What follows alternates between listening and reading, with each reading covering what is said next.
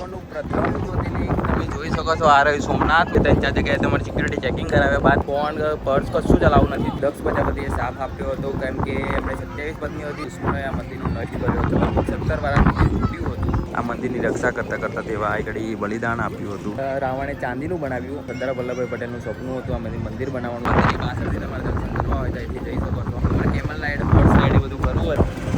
પારધી હરણ સમજીને કૃષ્ણ ભગવાનના ઘડી બાણ માર્યું હતું. મોક્ષ પીપળાના નીચે તેમનો દેહ ત્યાગ થયો હતો. તે પીપળો પણ છે મંદિરની અંદર. તે 5 રૂપિયાની અંદર તમે બધી જગ્યાએ ફરી શકો છો. દરિયાની અંદર ઘડી શિવલિંગ તમે જોઈ શકો છો. આગળ છે ત્રિવેણી સંગમ, કપિલા, હરણી અને સરસ્વતી 3 નદીનો સંગમ થાય છે. આ સમુદ્રની અંદર આ નદી ઠલવાય છે. મંદિર તરફથી એ ઘડી ભોજન શાળાની પણ વ્યવસ્થા છે. સોમનાથ આવવું હોય તો નજીકનું રેલવે સ્ટેશન છે વેરાવળ. હેલો ગાય, જય માતાજી, જય શ્રી કૃષ્ણ. ફરીથી ન્યૂ બ્લોગની અંદર તમારું સ્વાગત છે. અત્યારે આપણે આવી ગયા છીએ સોમનાથની અંદર. કાલ રાતે આવ્યા હતા અને આવીને આપણે રૂમ રાખી થોડી વાર બજારની અંદર ફર્યા અને અત્યારે સવારના વાગ્યા છે ઓલમોસ્ટ 8:30. અત્યારે આપણે જવાના છે સોમનાથ મહાદેવજીના દર્શન કરવા માટે. આગળ જવાનું છે, અહીંથી લગભગ 100 થી 200 મીટર જવાનું છે અને મહાદેવજીના દર્શન કરીશું. તમને પણ દર્શન કરાવીશું, તો વિડીયોને એન્ડ સુધી જોતા રહેજો. ચાલો જઈએ મહાદેવજીના દર્શન કરીએ. મંદિરના પરિસરમાં આપણે આવી ગયા છે. તમે જોઈ શકો છો અહીંયા બધું ક્લોક રૂમ છે. અહીંથી બધું તમારે કિંમતી સામાન મૂકીને અંદર જવાનું છે. અંદર વિડીયોગ્રાફી, ફોટોગ્રાફી, ફોન, પર્સ કશું ચલાવવું નથી. જે પણ તમારી કિંમતી સામાન હોય એક ક્લોક રૂમની અંદર મૂકીને તમે અંદર અહીંથી એન્ટ્રી લેવાની છે. 3-4 જગ્યાએ તમારે સિક્યુરિટી ચેકિંગ કરાવ્યા બાદ તમે અંદર જઈ શકો છો. વિશાળ પરિસર છે જો મંદિરનો. આખી મંદિર તમે અહીંથી દેખાતું થાય. જો આ સોમનાથ મહાદેવનું મંદિર. ફાઇનલી અત્યારે આપણે સોમનાથ મહાદેવજીના દર્શન કરી લીધા છે. વિશ્વનું પ્રથમ જ્યોતિર્લિંગ તમે જોઈ શકો છો. આ રહ્યું સોમનાથ મહાદેવજીનું મંદિર. અંદર મંદિર છે. મંદિર અંદર વિડીયોગ્રાફી અલાઉ નથી એટલે આપણે ફોન બધું અંદર લઈ જવા દેવામાં આવતું નથી. બહાર તમારે મૂકીને જવું પડે છે. અને કંઈક જોઈ શકો છો વિશાળ મંદિર છે સોમનાથ મહાદેવજી. જ્યારે પણ તમે આવો તો આ મહાદેવજીના દર્શન કરવાની જરૂરથી આવજો. જ્યારે ગુજરાતમાં તમે આ બધી જગ્યાએ ફરતા હોય, સોમનાથ છે, દ્વારકા છે, અલગ અલગ જગ્યાએ, તો આ જગ્યાની વિઝિટ કરજો.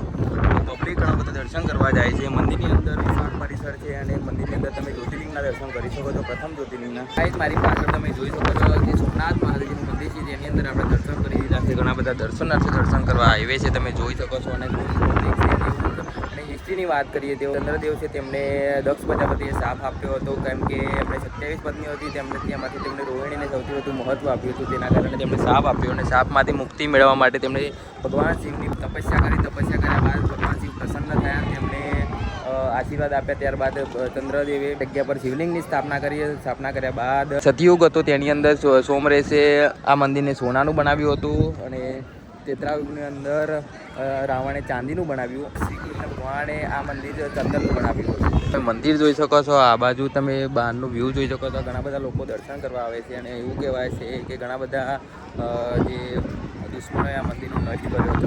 70 વાળા મંદિર તૂટ્યું હતું અને ત્યારબાદ આઝાદી પછી 1951ની અંદર સરદાર વલ્લભભાઈ પટેલનું સપનું હતું આ મંદિર બનાવવાનું હતું. તેમને આગળ જીર્ણોદ્ધાર કરાવ્યો મંદિરનો અને તમે મંદિર જોઈ શકો છો. વિશાળ પરિસર છે. આગળ પાડિયા જોઈ શકો છો. આ છે સામે હમીરસિંહ ગોહિલનું સ્ટેચ્યુ છે અને એવું કહેવાય છે કે આ મંદિરની રક્ષા કરતા કરતા તેવા આગળ બલિદાન આપ્યું હતું.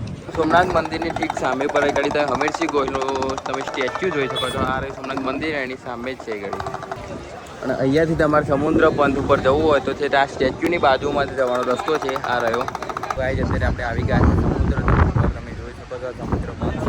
આગળ તમે જઈ શકો છો મહાદેવજીના દર્શન કરવા માટે. ઓલમોસ્ટ મંદિરની પાછળથી તમારે દર્શન કરવા હોય તો અહીંથી જઈ શકો છો. અને 900 મીટર ચાલીને જવાનું છે. પાછળનું વ્યૂ તમારે કેમલ રાઈડ, હોર્સ રાઈડ એ બધું કરવું હોય, રાઇડિંગ કરવી હોય તો કરી શકો છો.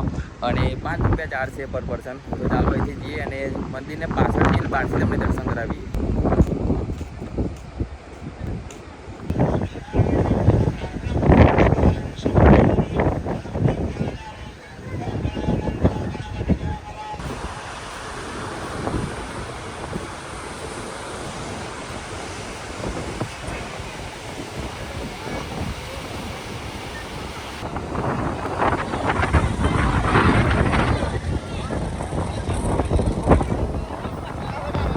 તો ગાઈસ આપણે મહાદેવજીના દર્શન કર્યા સોમનાથ મહાદેવજીના અને અહીંથી આપણે જવાના છે ભાલકાથી. તો ઓલમોસ્ટ 4.5 કિલોમીટર છે.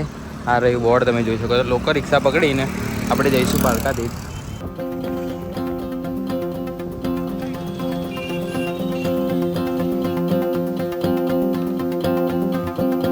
અત્યારે આપણે આવી ગયા છે ભાલકા તીર્થ, જે સોમનાથથી ઓલમોસ્ટ 4.5 કિલોમીટરના ડિસ્ટન્સ પર આવેલું છે. તમે પાછળ વિશાળ મંદિર જોઈ શકો છો. કૃષ્ણ ભગવાનનું મંદિર છે અને એવું કહેવાય છે કે પારધીએ હરણ સમજીને કૃષ્ણ ભગવાનના ગાડી બાણ માર્યું હતું અને ત્યાં આગળ તેમનો દેહ ત્યાગ થયો હતો. તે મોક્ષ પીપળાના નીચે તેમનો દેહ ત્યાગ થયો હતો. તે પીપળો પણ છે મંદિરની અંદર. તમને દર્શન કરાવીએ. બહાર તમે અત્યારે બહાર છીએ, જો આ રહ્યું મંદિર. ઘણા બધા દર્શનાર્થીઓ દર્શન કરવા આવ્યા છે. તો ચાલો મંદિરની અંદર જઈએ, દર્શન કરીએ, તમને પણ દર્શન કરાવીએ.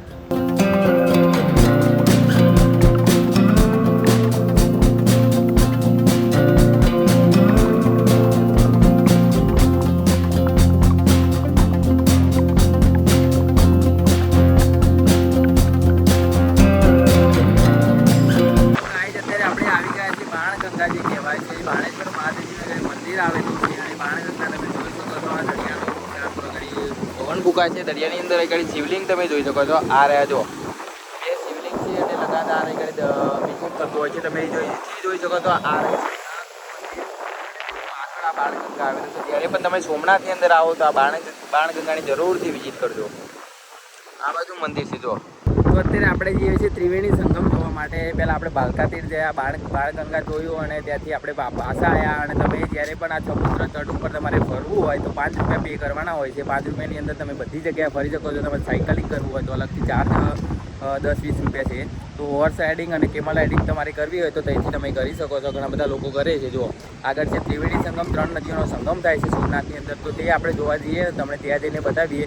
અને સોમનાથની અંદર ઘણી બધી હોટલો, ધર્મશાળાઓ અને મંદિર તરફથી આગળ ભોજનશાળાની પણ વ્યવસ્થા છે. તો તમારે આગળ આવો તો જમવાનો કોઈ ખર્ચ કરવાની જરૂર રહેતી નથી, કેમ કે 2 ટાઈમ આગળ જમવાનું આપવામાં આવે છે નિઃશુલ્ક. કોઈ પણ ચાર્જ લીધા વગર તમે આગળ જમી શકો છો ધર્મશાળાની અંદર. અને ત્યારબાદ તમે બધી જગ્યાએ ફરી શકો છો. કેટલી બધી જગ્યા છે. જ્યારે પણ સોમનાથની અંદર આવો તો ઘણી બધી જગ્યા જોવાલાયક છે. તો તમે બધી જગ્યાએ એકવાર જરૂરથી વિઝિટ કરજો. અહીંથી આપણે જઈશું ત્રિવેણી સંગમ જોવા માટે. તો જ્યારે પણ તમારે સોમનાથ આવવું હોય તો નજીકનું રેલવે સ્ટેશન છે વેરાવળ. અહીંયાથી તમારે લોકલ રિક્ષા પકડીને આવી જવાનું છે. અને તમારે જો ફ્લાઇટમાં આવવું હોય તો અહીંથી નજીકનું એરપોર્ટ છે દીવ. તો દીવથી ઓલમોસ્ટ 90 કિલોમીટર ડિસ્ટન્સ પર સોમનાથ આવેલું છે. ત્યાંથી તમે ટ્રાવેલિંગ ટેક્સી કાં તો પછી તમે જીએસઆરટીસી બસની અંદર પણ બેસીને ગાડી આવી શકો છો. તો ગાય સોમનાથ ત્રિવેણી સંગમ પણ કહેવાય છે. ગાડી કપિલા, હરણી અને સરસ્વતી નદીનો સંગમ થાય છે. તમને બતાવું, આ તમે જોઈ શકો છો. તે ગાડી કપિલા, હરણી અને સરસ્વતી 3 નદીનો સંગમ થાય છે. આ સમુદ્રની અંદર આ નદી ઠલવાય છે અને કંઈક આ રીતનો વ્યૂ છે.